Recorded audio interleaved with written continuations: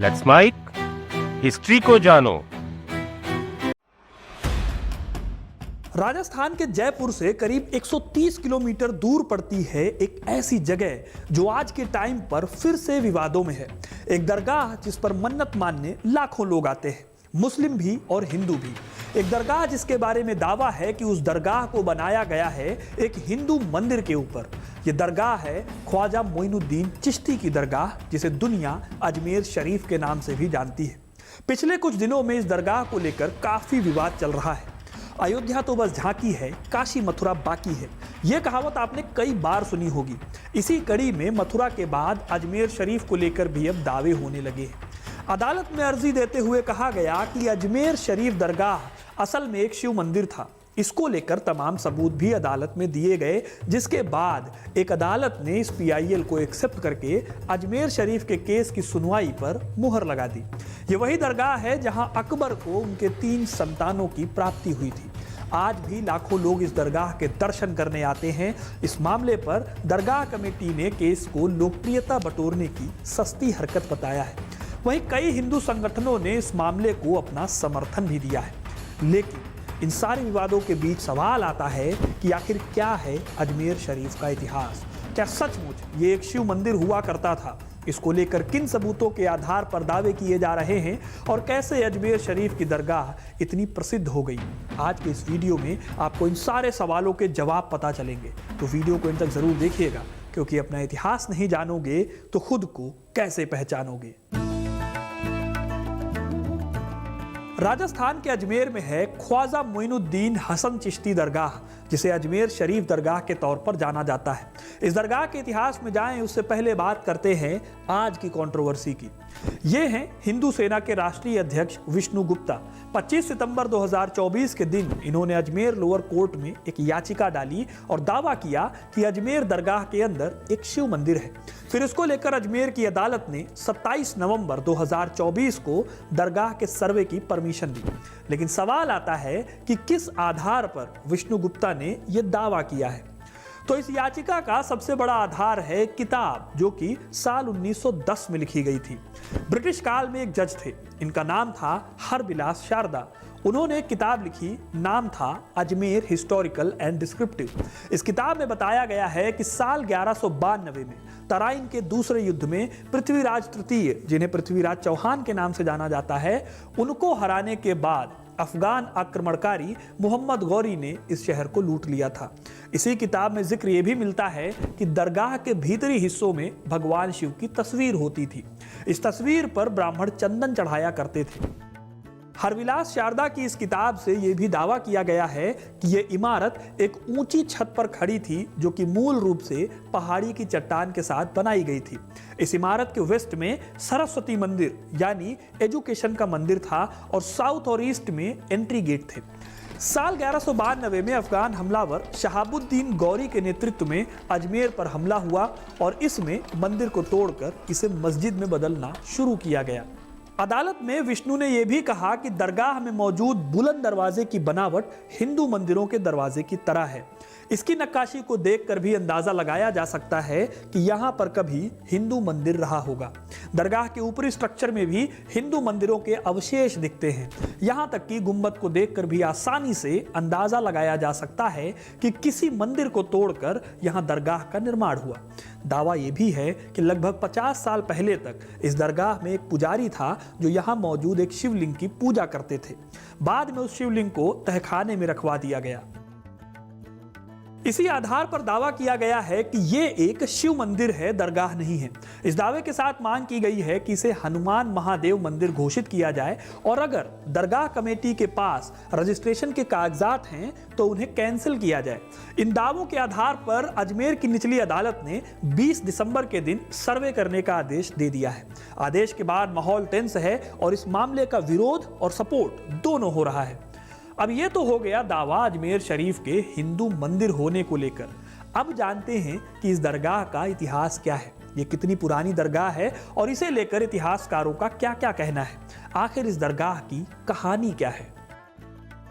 राजस्थान के अजमेर में मौजूद अजमेर शरीफ, जिसके बारे में मान्यता है कि लोगों की दुआएं यहां पर कबूल होती हैं।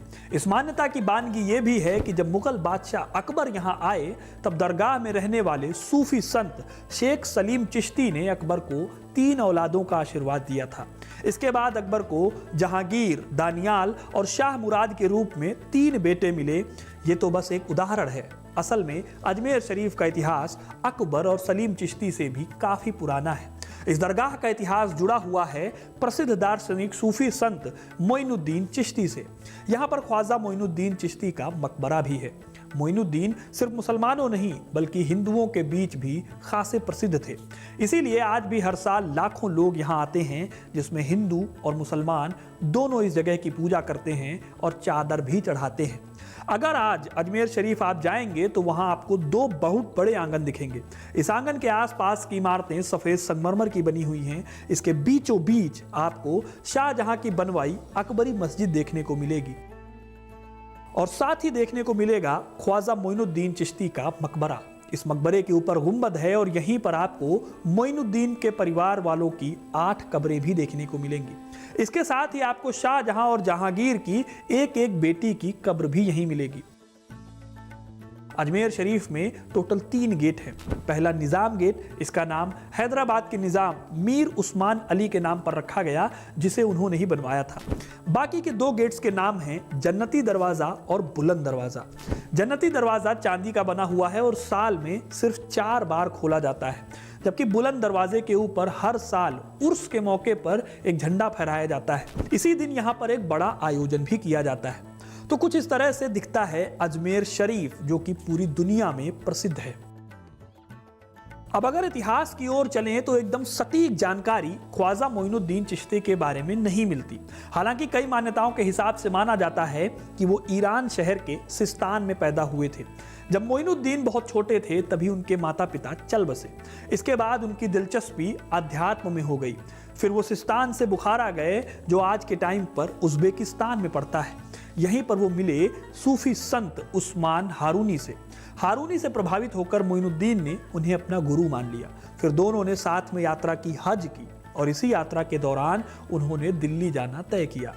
कहानी कहती है कि यात्रा के दौरान एक बार मोइनुद्दीन चिश्ती को एक सपना आया। इस सपने में पैगंबर ने उन्हें दिल्ली जाने को कहा था। इसके बाद शुरू होती है चिश्ती की दिल्ली यात्रा, या यूं कहें भारत यात्रा। 12वीं सदी के अंत के आसपास वो दिल्ली आते हैं। फिर यहाँ से वो अजमेर जाते हैं। अजमेर में उन्हें मोइनुद्दीन के साथ साथ एक और नाम मिला गरीब नवाज, यानी गरीबों का भला करने वाला। धीरे धीरे उनका नाम होता गया और दूर दूर से लोग उनके प्रवचन सुनने आने लगे। जिस जमाने में लोगों को दिल्ली से अजमेर आने में कई हफ्ते लगते थे, उस जमाने में मोइनुद्दीन चिश्ती का नाम दिल्ली तक फेमस हो गया था, जो कि उस दौर के हिसाब से बड़ी बात थी। खैर, मोइनुद्दीन के टाइम तक ये दरगाह अस्तित्व में नहीं थी। साल 1236 में जब उनकी मौत हुई तो अजमेर में उनका मकबरा बनाया गया, जो कि पहले एक छोटा सा स्ट्रक्चर होता था। लेकिन सल्तनत काल का शुरुआती दौर बेहद उथल पुथल भरा था, खासतौर पर तब तक जब तक खिलजी ने गद्दी नहीं संभाली। इसीलिए करीब 200 सालों तक इस जगह पर बहुत ध्यान नहीं दिया गया। हालांकि मांडू के सुल्तान महमूद खिलजी और उसके बाद गयासुद्दीन तुगलक ने यहाँ पहली बार पक्की कब्र बनवाई और एक बेहद खूबसूरत गुंबद बनवाया। मोहम्मद बिन तुगलक संभवतः पहले बादशाह थे जिन्होंने साल 1325 में दरगाह की जियारत की। तुगलक शासक जफर खान ने साल 1395 में दरगाह की यात्रा की थी। इस यात्रा के दौरान जफर खान ने दरगाह से जुड़े लोगों को बहुत सारे उपहार दिए थे। मांडू के खिलजी ने साल 1455 में अजमेर को जीत लिया था और दरगाह को बहुत बड़े पैमाने पर संरक्षण दिया और एक भव्य द्वार, बुलंद दरवाजा और परिसर में एक जामा मस्जिद भी बनवाई। उस समय तक यहाँ कोई ठोस संरचना नहीं थी। इतिहासकार राना सफ़ी बताती हैं कि इस दरगाह का पहला ठोस सबूत इसके गुंबद का मिलता है, जो कि साल 1532 में सजाया गया था। मकबरे की उत्तरी दीवार पर लिखे गए एक शिलालेख से इसका पता चलता है। इस टाइम पीरियड के लेखक फजलुल्लाह जमाली, जिनकी मृत्यु साल 1536 में हुई थी, उनकी राइटिंग्स में भी यहाँ के बारे में पता चलता है। जमाली ने शेख मोइनुद्दीन चिश्ती के बारे में कई कहानियां इकट्ठी की थी। उन्होंने लिखा कि दरगाह में बड़ी संख्या में लोग आते थे और हिंदुओं की ओर से मुजाविरों को उपहार भी दिए जाते थे। अजमेर दरगाह को संरक्षण देने वाले राजाओं में मोहम्मद बिन तुगलक, शेर शाह सूरी और यहाँ तक कि हैदराबाद के निजाम भी शामिल थे। खैर, इससे आगे बढ़ा जाए तो इतिहासकार अबुल फजल बताते हैं कि अकबर साल 1562 में दरगाह का दौरा करने वाले पहले मुगल शासक थे और उन्होंने दरगाह से जुड़े लोगों को उपहार और दान दिए थे। साल 1568 में अकबर यहाँ पैदल आए थे फतेहपुर सीकरी से, ताकि संतान प्राप्ति की उनकी मन्नत पूरी हो सके। अबुल फजल बताते हैं कि अकबर ने अजमेर, चित्तौड़ और रणथंभौर के 18 गांव दरगाह को दान दिए थे, जिससे इस दरगाह का खर्च निकलता था। इसी के साथ अकबर ने दरगाह को पीतल की एक बहुत बड़ी देग दान में दी थी। कहा जाता है कि अभी दरगाह में जो देग है वो अकबर की दी हुई देग है। अकबर के काल में यह दरगाह खूब प्रसिद्ध हुई। अजमेर तक अकबर की पैदल यात्रा ने लोगों के बीच में और भी इंटरेस्ट बढ़ाया। अकबर के बाद के मुगल बादशाहों का भी यहाँ से खास रिश्ता रहा है। शाहजहां के 2 बच्चे दारा शिकोह और उनकी बड़ी बेटी जहां आरा का जन्म अजमेर में ही हुआ था। जहां आरा ख्वाजा मोइनुद्दीन चिश्ती को बहुत मानती थी और उन्होंने मोइनुद्दीन चिश्ती की एक बायोग्राफी भी लिखी थी। मुगलों के बाद भी इस दरगाह के संरक्षण में कोई कमी नहीं आई थी। साल 1911 में जब दिल्ली दरबार सजा और जॉर्ज पंचम की ताजपोशी हुई तो उनकी पत्नी यानी रानी मैरी ने अजमेर शरीफ का दौरा करके दरगाह की एक टंकी की मरम्मत के लिए दान दिया था। आज़ादी के बाद भी इस दरगाह की इंपॉर्टेंस में अभी तक कोई कमी नहीं आई है। हमारे देश के कई पीएम खुद इस दरगाह पर चादर चढ़ा चुके हैं। इसमें पंडित जवाहरलाल नेहरू से लेकर प्रधानमंत्री मनमोहन सिंह और पीएम नरेंद्र मोदी तक का नाम शामिल है। प्रधानमंत्री नरेंद्र मोदी ने कहा था कि सूफीवाद शांति, करुणा और समानता की आवाज है और ये भाईचारे की बात करती है। सूफीवाद का संदेश सिर्फ आतंकवाद से लड़ने तक सीमित नहीं है, बल्कि इसमें सबका साथ और सबका विकास की बात भी शामिल है। इसी साल अगस्त में अल्पसंख्यक मामलों के मंत्री किरण रिजिजू ने कहा था कि भारत की सूफी विरासत सदियों पुरानी यूनिटी इन डाइवर्सिटी का गवाह है। उन्होंने मोदी सरकार के प्रस्तावित सूफी कॉरिडोर के प्रोजेक्ट के बारे में बताया था। यह कॉरिडोर भी अजमेर से शुरू होना है। इसका उद्देश्य देश भर की सूफी दरगाहों के लिए बेहतर बुनियादी ढांचा तैयार करना है। अब दोस्तों, ये तो है वो इतिहास जो हर जगह पढ़ाया और सुनाया जा रहा है, लेकिन कुछ इतिहासकार इस इतिहास को इतिहास नहीं मानते। लल्लन टॉप के इंटरव्यू में प्रोफेसर मक्खनलाल कहते हैं कि 1192 में वहां मंदिर था जिसे गिराया गया। यह फैक्ट है कि तराइन की दूसरी लड़ाई के बाद अजमेर मोहम्मद गोरी के हाथों में चला गया था। इसके साथ ही वो इतिहासकार सीताराम गोयल की किताब Hindu temples what happened to them नाम की किताब का जिक्र करके कहते हैं कि इस किताब में कुल 8 से 10 जगहों पर अजमेर का जिक्र है। इसके बाकायदा वो पन्ने भी बताते हैं। मैंने जब इस किताब को देखा तो अजमेर का जिक्र इसमें कुल 30 बार मिलता है। इसमें कई बार अजमेर के मंदिरों को तोड़े जाने की बात कही गई है, लेकिन अजमेर शरीफ का जिक्र कहीं पे भी नहीं मिलता। और यह किताब 1980s 1990s में लिखी गई थी। कितने जगह पे अजमेर का जिक्र है इस किताब में? ओरिजिनल देश, पेज नंबर 36, 39, 60, 149, 223, 231, 241, 258, 284, 408, यानी कुल मिला के 8-9 जगहों पर अजमेर में डिस्ट्रक्शन का जिक्र है। हालांकि अजमेर में ऐसे ही मंदिर का जिक्र और दूसरे इतिहासकारों ने किया है, जैसे कि ब्रिटिश इतिहासकार R.H. इरविन अपनी किताब some account of the general and medical topography of Ajmer में बताते हैं कि अजमेर में एक जगह महादेव को समर्पित एक प्राचीन मंदिर था। इस मंदिर का शिवलिंग पत्तियों और कूड़े से छिपा हुआ था। इस जंगल में ख्वाजा 40 दिनों तक ध्यान करने के लिए रुके थे। इस दौरान हर दिन वो शिवलिंग के ऊपर लटकते हुए एक पेड़ की शाखा पर पानी की छोटी सी मशक लटकाते थे।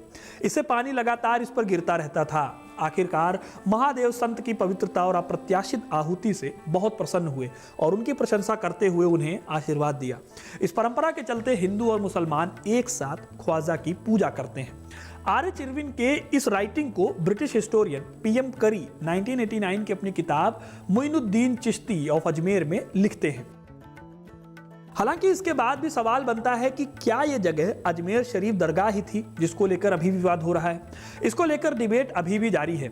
वहीं हरबिलास शारदा, जिनकी किताब से विवाद शुरू हुआ है, वो लिखते हैं कि 15वीं शताब्दी के मध्य में जहां ख्वाजा मोइनुद्दीन चिश्ती की कब्र है, वहां बाघ घूमा करते थे। शारदा बताते हैं कि जिस तहखाने में ख्वाजा को दफनाया गया था, उसमें महादेव की छवि है, जिस पर हर दिन एक ब्राह्मण परिवार द्वारा चप्पल रखी जाती थी, जिसे अब भी दरगाह घरियाली जिम्मेदारी संभालता है। हालांकि इसको लेकर कोई ठोस सबूत इस किताब में वो नहीं देते हैं। ना ही इस किताब में ये कहा गया है कि दरगाह बनाने के लिए मंदिर को नष्ट किया गया था। कुल मिलाकर कहा जाए तो लब्बो लुआब ये है कि अजमेर दरगाह का पूरा केस उलझा हुआ है, जिस पर एक राय बना पाना बेहद मुश्किल है और अभी इस केस पर सर्वे होना बाकी है और अदालत का फैसला आना बाकी है। अब आप कमेंट करके बताइए कि आपको क्या लगता है, अजमेर शरीफ दरगाह क्या एक दरगाह है या फिर इस दरगाह के नीचे एक शिव मंदिर छुपा हुआ है? अपनी राय कमेंट में जरूर बताइएगा। वीडियो को लाइक और शेयर करना ना भूलें और ऐसी इंटरेस्टिंग कहानियों के लिए, इतिहास से जुड़े रहने के लिए हिस्ट्री कनेक्ट को सब्सक्राइब जरूर करें। धन्यवाद। आप सुन रहे थे let's mind more than radio. Follow कीजिए हमें हमारे सोशल मीडिया प्लेटफॉर्म्स पर।